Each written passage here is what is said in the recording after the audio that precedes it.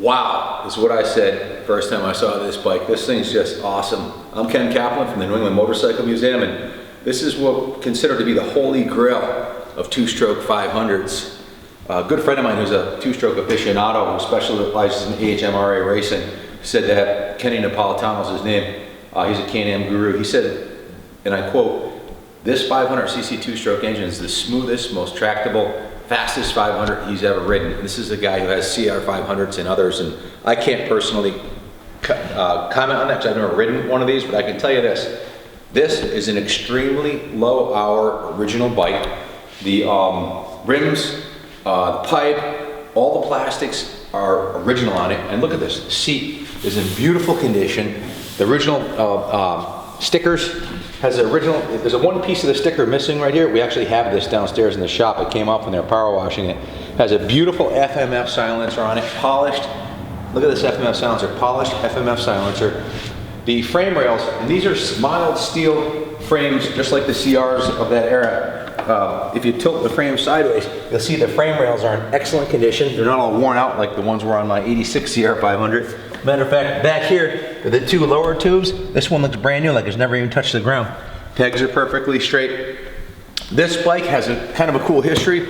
There was a Harley Davidson shop owner that owned it. He retired, and we bought a bunch of those Aramaki two-stroke and four-stroke antiques from the 60s and 70s from him. We bought two container loads of motorcycles. Actually, this is one of the bikes that was in there. It's missing a couple pieces. Interestingly enough, the Kickstarter and the shifter were attached to the side of the bike with a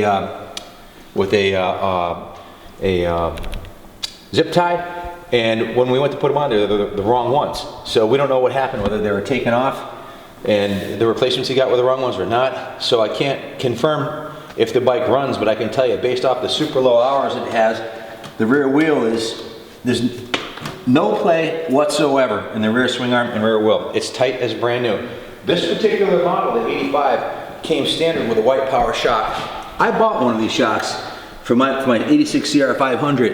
In 1986, I paid over $600 for that shock. In today's dollars, that would be around over $2,000.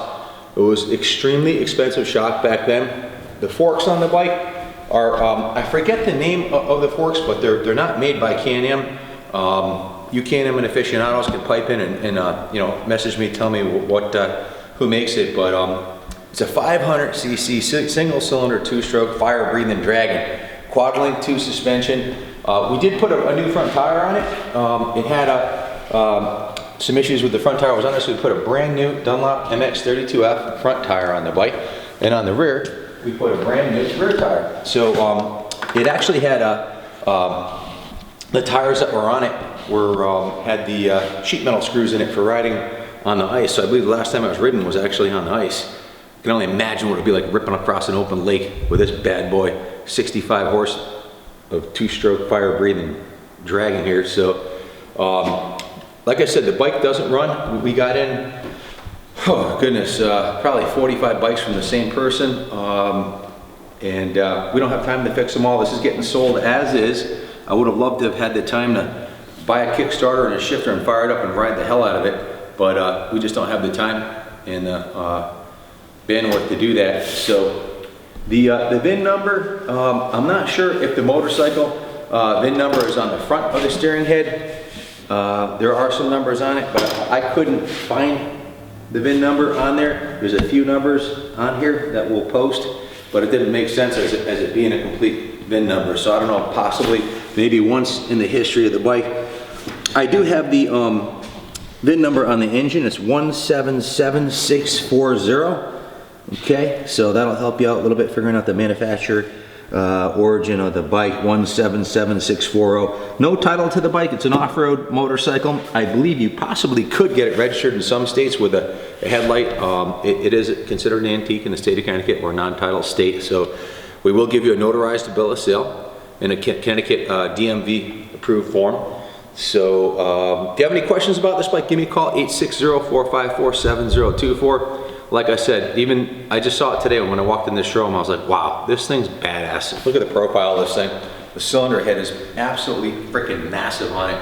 Rotax 500cc two-stroke, the baddest ass Can-Am ever made. I really wish I could have got to ride this, but my loss, your gain. Good luck bidding on the bike, and God bless America.